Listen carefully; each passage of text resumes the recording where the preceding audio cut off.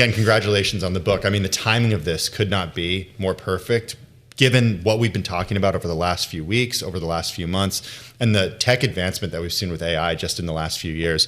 I want to get to the book and the history of AI in modern warfare, but first I want to start with what's happening in Iran and what you've recently been able to find about where AI is being used.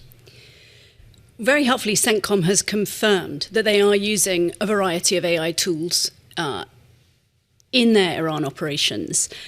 That essentially will mean Maven Smart System. So we've reported that Maven Smart System is being used.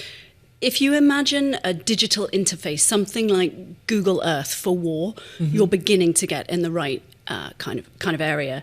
It is something that, using computer vision AI and more than 150 different data feeds that the US can draw on, tries to whittle down information, and Centcom confirmed to us generates points of interest.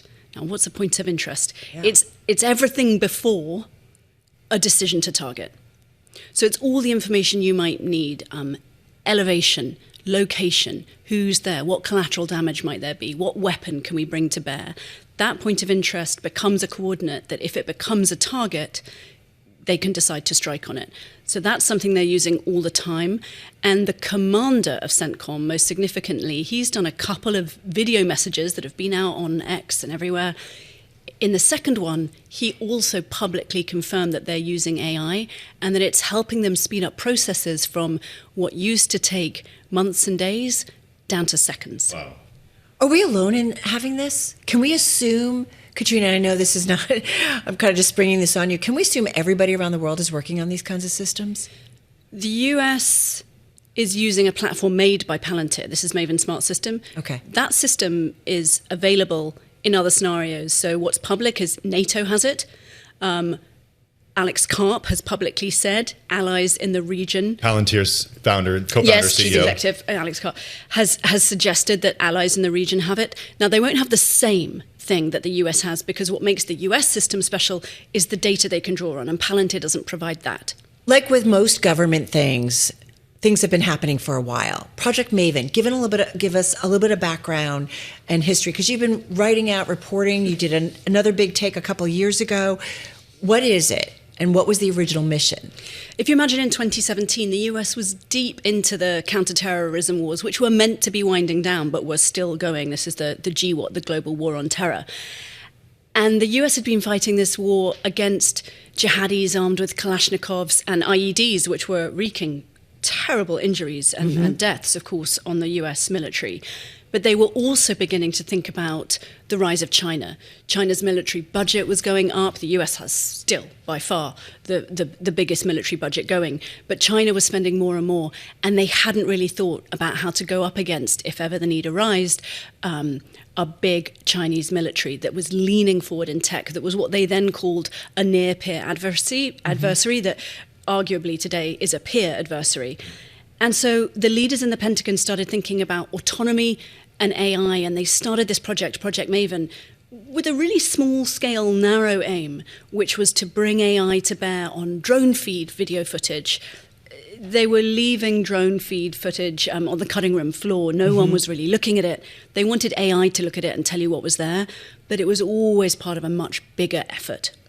Palantir, as you mentioned, is behind Project Maven, but you've spent some time reporting on Anthropic, especially with regard to what's happened in the last few weeks with the Department of Defense and the upcoming and the lawsuit there. What are the other companies that are involved in this? For computer vision, you go to the ones that we use for everything: Microsoft, AWS. There's a much smaller startup company that's become big, partly because of Project Maven, called Clarify, that was a startup doing identification of wedding cakes, of a bride's bouquet, and they switched, thanks to the influence of Project Maven, to starting to identify weapons instead. It's a very big pivot. It's a very big pivot, and it's partly down to the efforts of Project Maven's leaders to reach out to cutting-edge technology companies. This is a company that was doing fantastically well at image recognition, in image recognition competitions.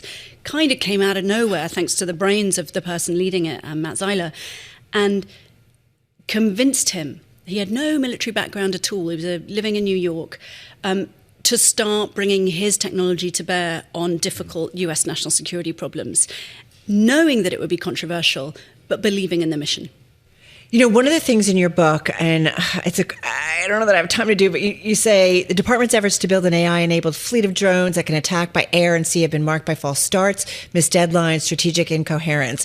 And officials are already looking past the Middle East to a potentially bigger conflict. As one person familiar with U.S. operation puts it, quote, Iran is an amazing precursor to what could happen with China over Taiwan. Is that the target? Like, how do you process? How should we process? So the US has said publicly that they believe China wants the capability to take Taiwan militarily by 2027.